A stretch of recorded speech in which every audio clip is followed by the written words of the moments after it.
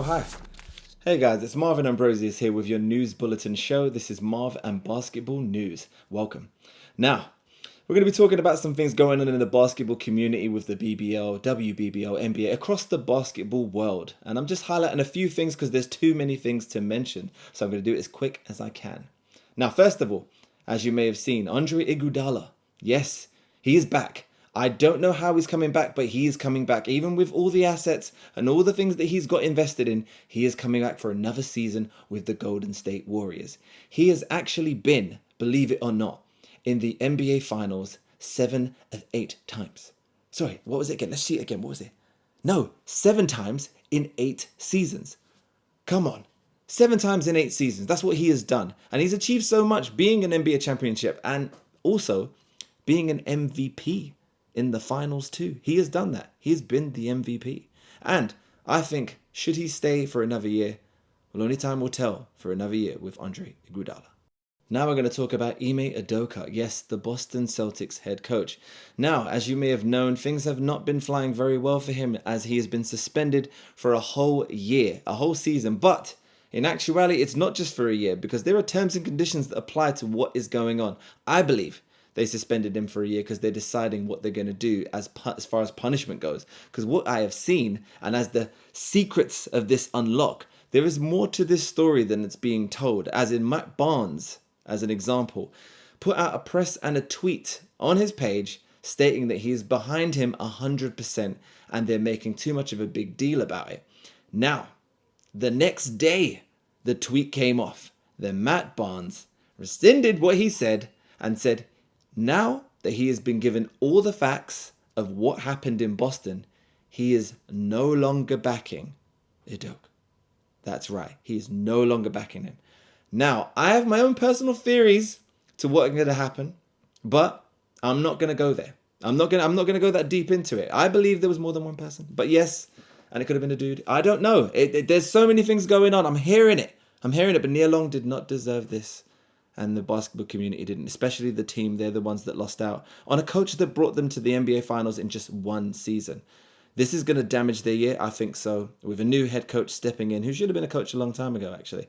But at the same time, we wish Boston well. I hope it all repairs itself. Everybody makes mistakes, but you know what? Hopefully he comes back stronger and the team do not take too many steps back because they took so many steps forward. And in a recent NBA conference, Giannis Antetokounmpo actually stated that the best player in the NBA right now to him, according to what he believes, is Steph Curry, my favorite player. Now, the reasons why he gave this, I don't think he wholeheartedly thought he was the best player. I still think he's the best player in the NBA. But that's how you should think if you want to be the best. But it was because he thinks he's a champion. He thinks he is the guy that knows how to lead a team to winning. So he defines being the best at somebody who wins. And that was why he said in his statement that the reason why he felt when they won the championship that he was the best in the world is because he led them to a championship, which is one of the hardest things to do in many careers in the NBA. As you know, some of the greats, the best basketball players of all time do not have an NBA ring. It is that difficult to get one. You can be as strategic as you want to be, LeBron. So I didn't mean to pull out LeBron like that. But yeah, there's so many people doing it. But even so, it's not easy to win a championship. And that was one of our notable things this week as well. And one of the other things that came up, Jimmy Butler's dreads. Yeah, moving on from that.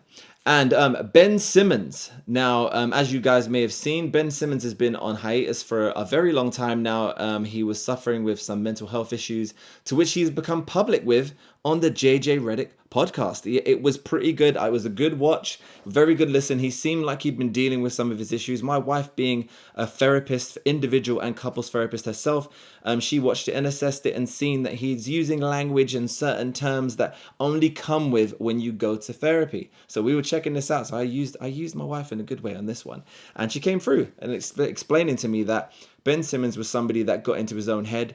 And watching it, he even said himself that it all became all about his mindset and where it was, and about people around him not believing in him and supporting him in the way he needed to be supported in order for him to get over the hurdle. Like, let's be honest, guys. Passing up an open layup. It doesn't matter what you're thinking at the time. When things get to your head, you make wrong and you make bad decisions. You make bad decisions. And I think at this point, I think he just got so in his own head, especially in that Atlanta series, which is when it happened. They should never have lost that series. But he just got in his own head and realized that it was a much bigger problem that he had to deal with. And he's dealing with it. And this season, do you know what? He's one of those people. I am hoping he has the best season ever. What do you think? You would have seen recently that I did a video on Zion Williamson, and it was about his weight gain and him losing weight going into the 2022-23 season. And you know what? It has been said by his coaches and his staff, his strength and conditioning coaches, that he is in the best shape of his life. And from seeing him in the press conference, I can easily say he's easily lost between 15, probably 10 to 15 pounds. But he's maintained his muscle. But we know he's going to keep that explosive game he's got. He's going to be getting those rebounds. But what we want to make sure is that he keeps and stays healthy during the season. We want to see him between 50 to 70 games. We don't want to be seeing 15 to 25. So we're hoping he gets on the court and he is healthy. Zion, welcome back. We cannot wait to see you. I'll be watching every single game. An amazing quote from an amazing rapper. He said, and I quote, "Nowadays everybody want to talk like they got something to say, but nothing comes out when they move their lips. Just a bunch of gibberish. What the fuck is that? When they forgot about Kawhi." I'm talking about Kawhi Leonard. That's what I'm saying.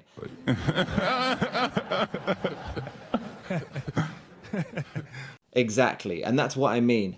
Where's this guy been? At some point, we forget how great this guy is and how unbelievable he is on the court and what he does when he's on the court for the rest of the team. He creates space. He has to be double teamed because he's got such a great mid-range game. But on top of that as well, Kawhi looks like he's in the best shape of his life. And I am looking forward to see what this guy does this season as well. So welcome back, Kawhi. And on media day, Kyrie Irving was talking about the trade requests from KD. I could mention KD's, but I'm more interested in what Kyrie had to say on this one. Kyrie Irving stated that he honored, like he said it quite a few times as well, that he honored the request that KD said and wanted to be traded based on the fact that the team wasn't gelling and the team was not as committed to winning as they should have been. Now, I believe there was a lot more going on. I think that the commitment to winning wasn't the problem. I think they just didn't have enough pieces.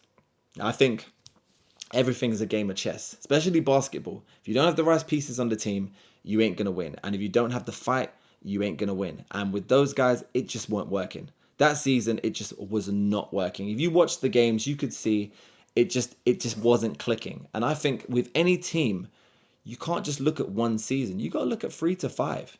And that's exactly what KD signed. He signed to be part of that team for a 3 to 4 year deal. So go out, do the deal, see what happens, K. So Kyrie, I'm glad you stayed too, bro. And we're happy to see you there in Brooklyn. We're happy that you can play even without being vaccinated. We're going to see you play that 70 plus games this season. I do think that you might get knocked out by Milwaukee this year again in the playoffs. But you can prove me wrong and let's see what happens. Now, one of the funniest things on Media Day was Pat Beverly was asked, what was LeBron James' best highlight over the 20-year span he's been in the NBA? Now, every other player would mention a highlight from playoff series to when he first came in the league, but Pat Bev didn't. Pat Bev went to another level and actually said, in the last season when he blocked LeBron James free, that was the highlight of the 20 years. Now, this was LeBron James' reaction. I asked Pat Bev what's his favorite LeBron highlight over the last 20. This fool, he gonna say, the block I had on LeBron. Yo, man. What's wrong with Pat, man? What's wrong with Pat, man? He mentioned his highlight. What's wrong with Pat, man? Pat got a problem, man. He got issues. Them Chi-Town boys got issues. Now I got 3 of them. I got him, I got K-Nun, and AD, man. I know. I was dying laughing myself. This was just too funny. Like, you can't make this up. And that's why I think Pat Bev is going to bring an energy to that team and a defensive tenacity that is just going to be so much for that team that they're going to work harder. You're going to see Russ play better D than he's ever played in his life this year because he's going to have someone in his ear all the time. And LeBron said in the press conference as well, what is the thing that Lakers need to work on this year? Defense.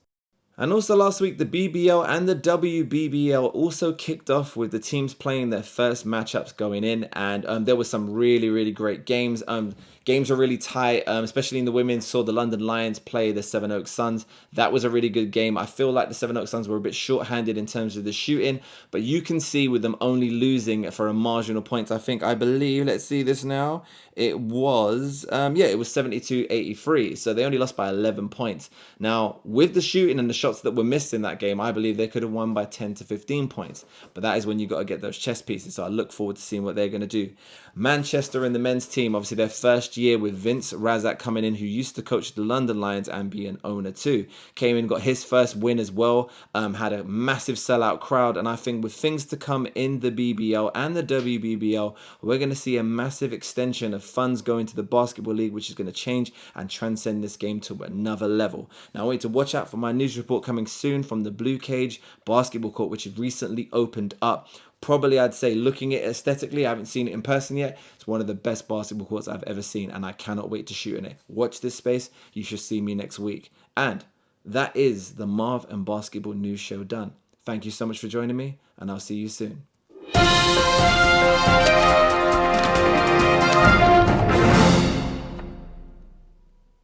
Are you still here?